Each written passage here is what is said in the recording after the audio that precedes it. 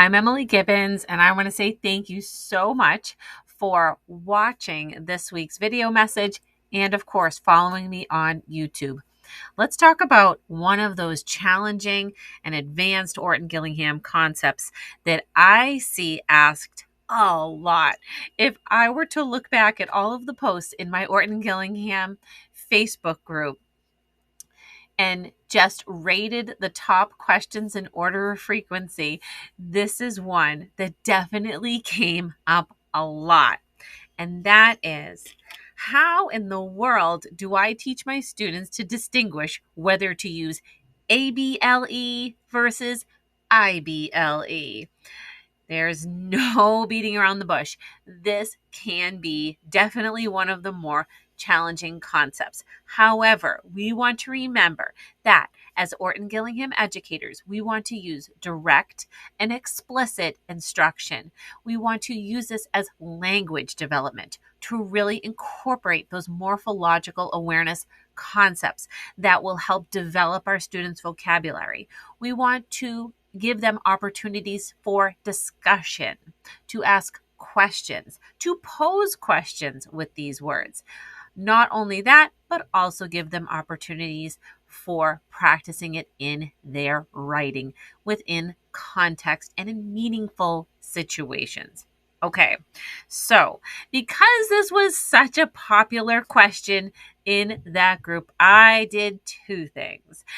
One, I created a blog post, how to teach ABLE versus IBLE. So you're going to find all of those teaching tips ready to go in this blog post.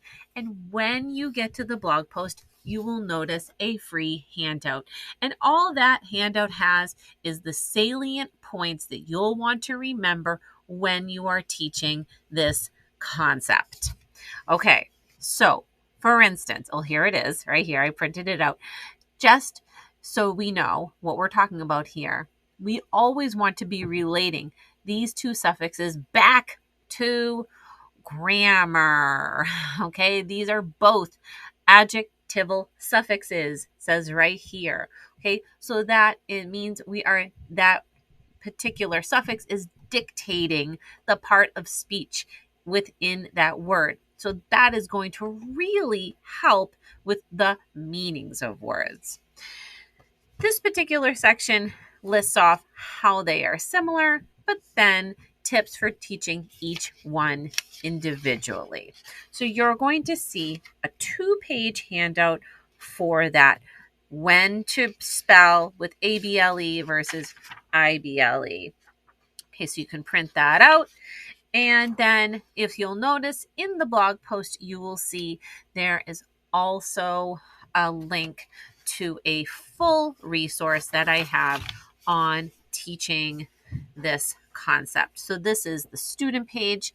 And yes, I would very directly and explicitly be providing examples on the board, giving students chances to build words using those suffixes and seeing them in context in sentence form. One of the tips that I really like for developing language is posing these words within sentences in this way. So here's an example. There'll be the word with the meaning, and then there'll be a situation where the student will have to reply. So the word is predictable. I'm going to hold that up. Able to be predicted. My brother knew how it would end because. So what the student is going to do there is finish that sentence starter using the word predictable. My brother knew how it would end because he had seen part 1, so the ending seemed predictable. Something like that.